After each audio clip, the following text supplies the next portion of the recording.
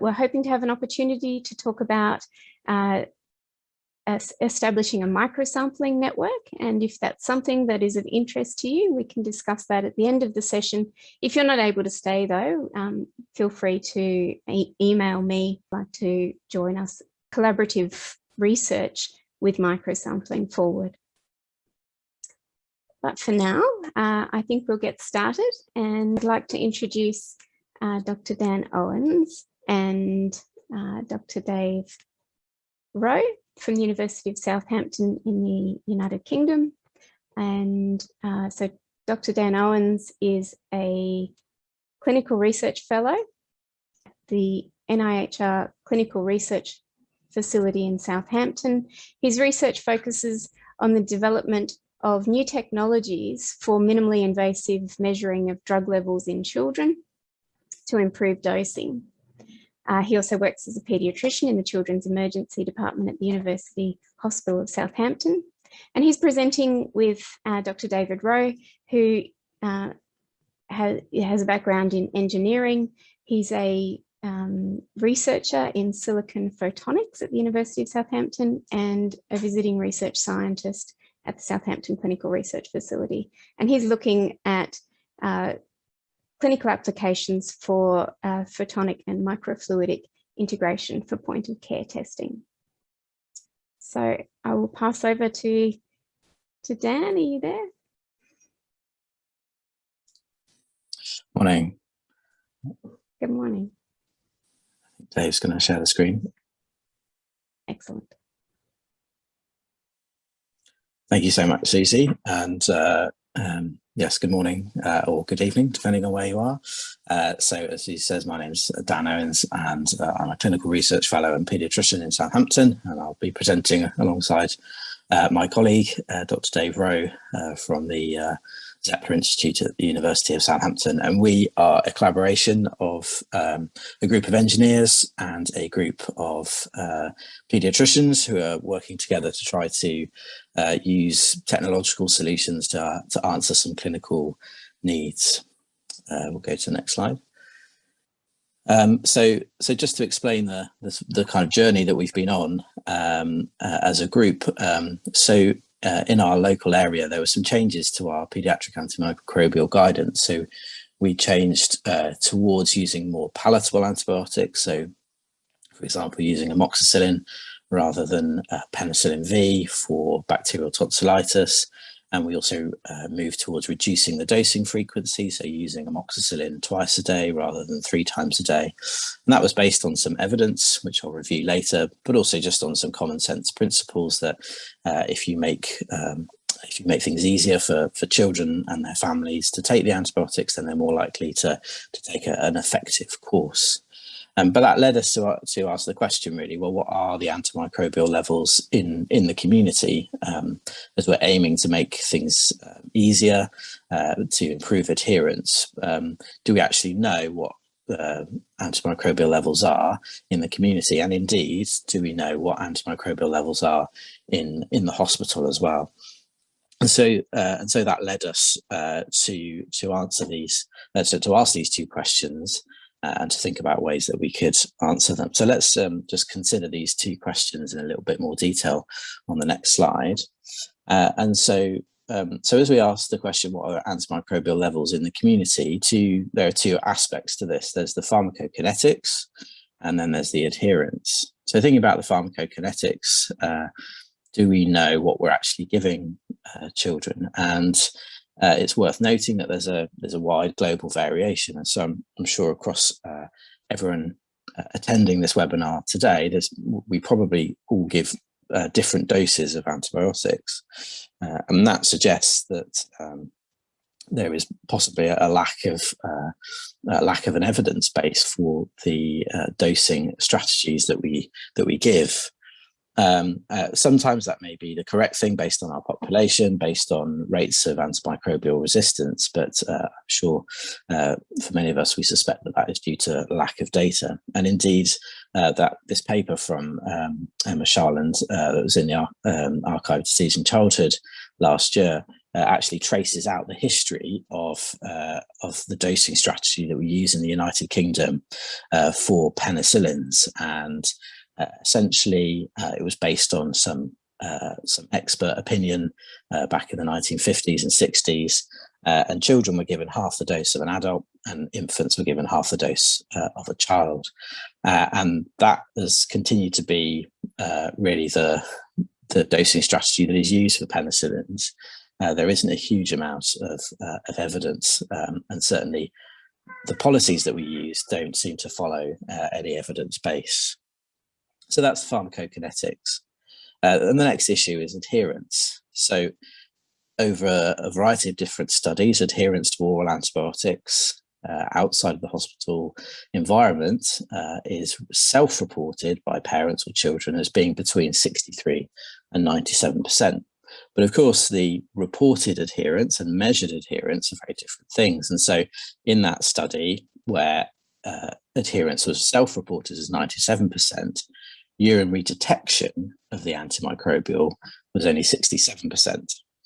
And so there is a big difference between what people report and what people measure. Now, you could say that may be due to poor dosing on our part, but I think we would all be aware that patients or families' reported adherence may be very different if we then measured it objectively.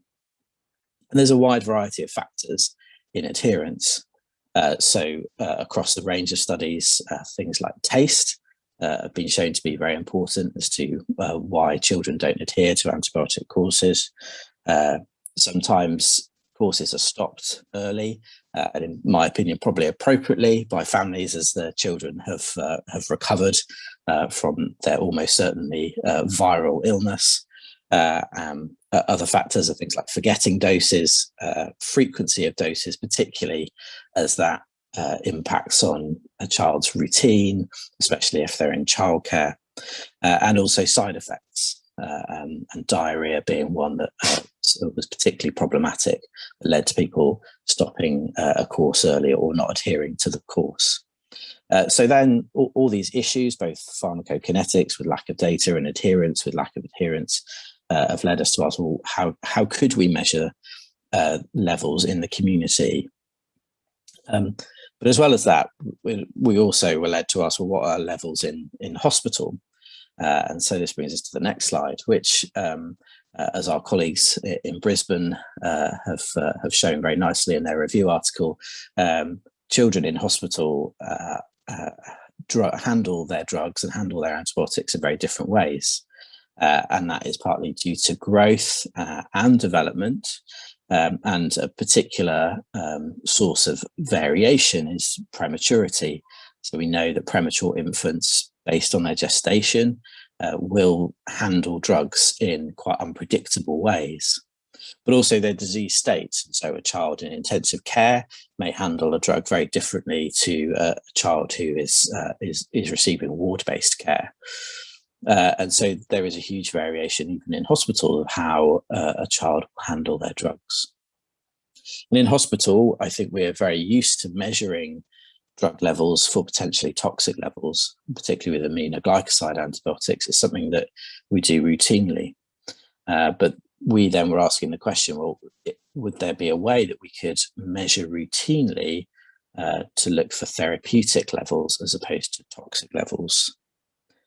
So then that brings us next to thinking about what are the barriers to routine drug level measurement. Why is it that we don't do this regularly? And one issue would be lab capacity. If we were to start measuring everybody's antibiotic levels routinely in hospital, that would quickly flood the lab with huge amounts of samples and create an additional burden, especially in resource poor settings. Another issue for paediatricians and neonatologists particularly, and I think one of the speakers later on will touch on this no doubt, is that blood volumes for very small premature infants can create physiological instability and raise the need, increase the risk rather, for giving blood transfusion. So a 600 milligram premature infant may only have a circulating volume of 60 mils. And so if you're taking multiple 250 or 500 microliter samples, that will have an impact on that baby. Another factor that stops us taking drug levels is children's experience of blood taking. Now, the picture that you see there on the screen is taken from my hospital, where all the children are very happy and love having their blood taken. But as I'm sure you all know, that actually taking blood from a child, speaking as a pediatrician who does it myself, and also as a parent who's had it done to my children, it is not a fun experience at all. It's very much like wrestling at a wild animal. And around 2/3 of children experience moderate to severe distress when having their blood taken, and indeed parents also find it stressful, which then further impacts the child. And indeed, even premature infants, who we think of as not being particularly responsive, they actually, data has shown that they develop heightened cerebral responses to multiple medical procedures, and these heightened responses persist into adolescence and likely beyond. And so we need to think about ways to improve that. Another thing would be speed of results. So as we'll look at in a moment, we can there are microsampling methods to be able to measure drug levels, but actually can they be turned around in a time that is clinically useful, so within a few hours? And then another barrier would be interpreting the data, and I think we're aware of this as we look at ways of increasing our data, that we could end up flooding ourselves with data. If we were on a ward round, would we know what to do with a given antibiotic level? And so one of the things that we would like to work on is as I'm sure many here are working very hard on, is finding ways to improve the base of data that we have, so that we can develop systems and procedures to be able to help clinicians at the front line to interpret the data in a way that impacts the children and actually improves their dosing. So let's go to the next slide. As I'm sure you're all aware, in pediatric practice particularly, we use microsampling actually more commonly than we realise. So newborn screening uses microsampling using dried blood spot measurements. We also use capillary blood gas measurements multiple times a day, not only for their blood gas, but also for their electrolytes, glucose, lactate. In resource poor settings, particularly, they use microsampling for diagnosis of infectious disease, HIV and TB, and also even to give viral load, and also to diagnose drug-resistant TB as well. And also we can use microsampling for drug levels, but as things stand, that is something that is more within the research world. And so as we then come on to thinking about what would be our ideal microsampling method, well, of course, we want it to be accurate. That goes without saying. We want it to be cheap. If we're going to roll this out across a whole population, then we need that to be cheap. We want it to be handheld, or at least portable, so that we can use it at the point of care, at the child's bedside. And we want it to be rapid, so that we can make decisions quickly based on the information that we have. And it's those last 2 points that Dave and I, in our collaboration, have been working on towards helping, is to look at ways that we can actually improve this and come up with a solution that is handheld and rapid, so that we can more routinely measure antibiotic levels. So I now hand over to Dave. So thank you very much for that, Dan. So I've taken some liberty in the subject of the application of microsampling to TDM, because now I'm basically going to talk more about the technological side of things. So really looking at the monitoring aspect. Yeah, thank you. Sorry, just struggling with PowerPoint there. So the way that the technological solution that we settled on for answering some of the questions that problems that Dan's just illustrated is to use infrared absorption spectroscopy. So this might be more familiar to you as FTIR spectroscopy or vibrational spectroscopy, which is a method that traditionally has been used a lot in analytical chemistry. And what we're really interested in is applying this to human samples for TDM. So actually what we find is that in something like a blood sample, for this type of measurement, we have a contribution from a water background. We have a contribution from protein because there is such a large amount of protein in blood. But actually these become, there's so much of it that actually the contribution to these measurements is all blurred and merged into one. So actually we have a fairly constant background. And then when a drug is circulating in the bloodstream, then that actually becomes really quite prominent against the blood background. So just a bit more about the spectroscopic technique itself. It's a purely physical method. So that means that there's no chemical reactions are required, no sort of biological specificity, no immunoassay type reaction is required for these measurements. The spectra that we measure, it's a series of peaks where each peak is proportional to a molecular bond. So what this means is that we can look at all of the peaks that are present, and then we essentially have a list of all of the bonds that are present, and so we can then identify which molecules we are measuring by working backwards in comparison with a library of known results. We can think of this, it's analogous to identifying things based on their color. So if you added fruit juice to water and looked at the change in color, then you could work backwards and identify what the solution is. If our visual receptors had evolved in such a way that we could see infrared colors, then we would perceive these absorption spectra actually as changes in color based on the molecular structure. So this relates to microsampling in the sense that we can perform measurements using very small volumes. So the data that we'll show here have been taken using 20 microliter volumes, but the measurement itself, it requires light to go into and out of a sample. So if you can structure your sensor and your sampling method in such a way that the volume of the sample is very small, then the light itself is easily miniaturized. So we've got potential to go hopefully down to nanoliter volumes in the distant future. So in terms of a measurement protocol, to use mid-infrared absorption spectroscopy to analyze a blood sample or a urine sample, first of all, we would look for a fingerprint and then quantify concentration based upon the relative magnitude of these peaks. So this is an example spectrum for amoxicillin.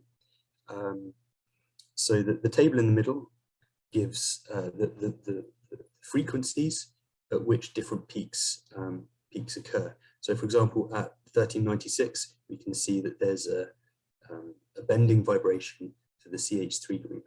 And so by collecting all of these different peaks and comparing with a lookup table, we can identify that in fact this spectrum corresponds to amoxicillin. So we've started doing some proof of principle experiments.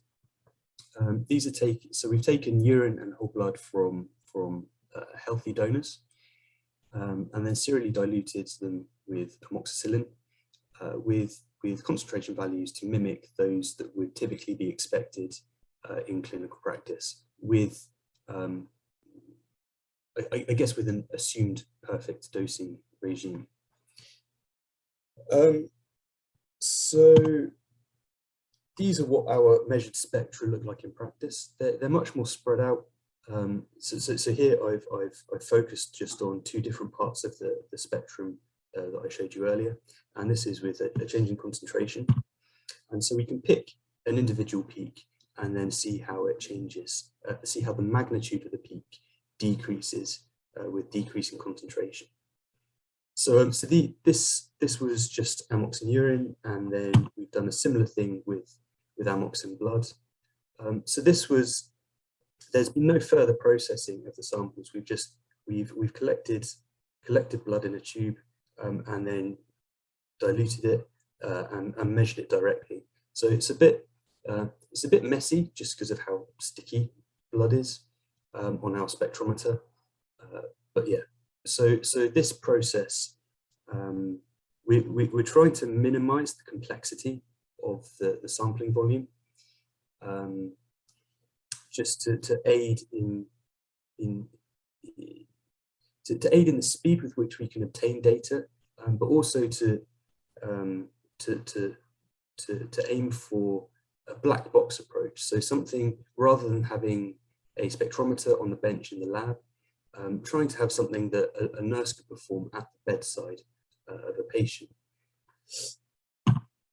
So, oh, sorry, I forgot about this plot as well. So we've done a similar thing for rifampicin in blood as well. And so taking the peak on the left, and we can see that this varies nicely with concentration. So my background is in silicon photonics. So what's really useful about these kind of seminars is that Dan and I are approaching this problem from almost two extremes. So Dan from the clinical end, me from a technological end, and trying to find useful applications of the technology I work on in my day job, as it were. So these seminars are, personally, from a slightly selfish point of view, I find really enlightening, just for having some, or for learning about the people who are perhaps, your research is more in the middle, about taking some of this clinical research, using existing technology for bioanalytical validation. I've just included this slide because we recently, my group were awarded a large grant over the next 5 years for developing miniaturized silicon alternatives to an FTR spectrometer. So that the spectrometer that we've used so far has been a bench-based method. But I talked about how the fundamental principle of the measurement is that light goes into and out of the sample. So if we use a very small mass-produced piece of silicon, we can actually make these sorts of chips very cheaply, and hopefully end up with a point that instead of using a piece of paper for dry blood spots, we could just use some small piece of plastic like this to have the blood directly applied to it, slip it into a box like this and press start, and get a drug concentration out. Clearly, there's a lot of work that will also be required on interpreting the data, and that's something that Dan touched on. And hopefully you guys will have some opinions to share on that.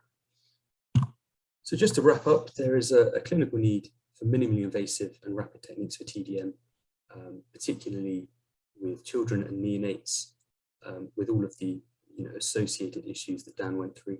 And we think that mid-infrared measurements can address some of these problems.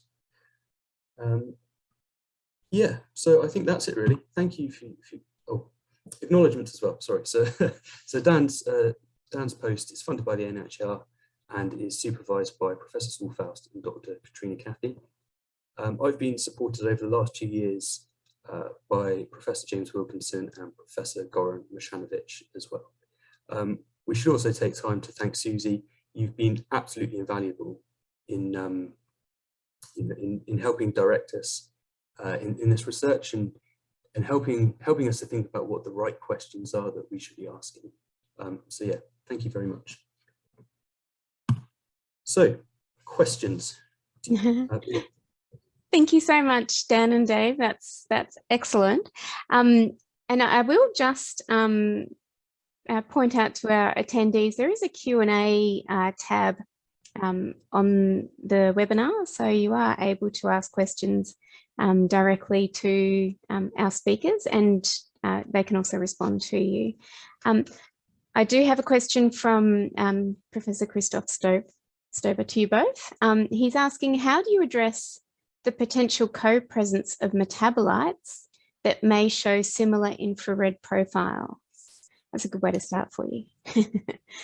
Yeah, so that's a really good question. So we find actually that the metabolites are typically very similar in structure. So one thing, one of the places we're starting at actually is looking at paracetamol, because the metabolites of paracetamol are very well characterized. In effect, actually, their spectra, the spectra of the metabolites mostly overlap, and they add together to provide this kind of positive identification. So it is a problem. For the drugs that we've looked at so far, it's not a huge issue, but yeah, it's something certainly we need to be aware of as we start expanding this to look at more drugs.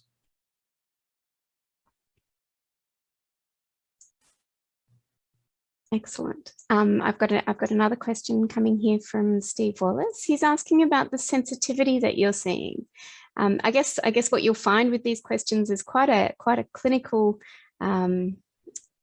attendee list here, and so so really I think what you'll find is we're really looking for this application into our world, and so I really loved your explanation, Dave. Thank you for, I guess, the analogies, that making it understandable for us. But yeah, so around Steve's question, what do you think? What are you seeing with the sensitivity for drugs? Are they in the area of where they'd be useful for trough concentrations, perhaps, or for TDM? Yes, is the short answer.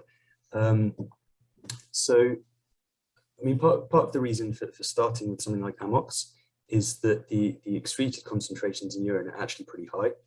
So that was quite an easy target to aim for. We haven't really experienced any issues with being able to cover the clinical concentrations. I should also add that the spectrometer that we've been using, its primary function, or it's been designed to give as much information as possible. So that means that it takes the widest possible spectrum, so at the expense of sensitivity. So actually, even with a spectrometer, we're getting sufficient, I think we've gone down to nanograms per mil kind of concentrations, which isn't suitable for all drugs. It's suitable for some drugs, but this spectrometer has not been optimized for sensitivity. So actually, the program on the silicon photonics research has an aim of reducing the area of the spectrum that we look at, but doing so with much more sensitivity. And what that means is firing more light through the sample. So yeah, by narrowing the spectrum, we can get more light over the useful range of the spectrum, and thereby increase sensitivity, in principle, by orders of magnitude.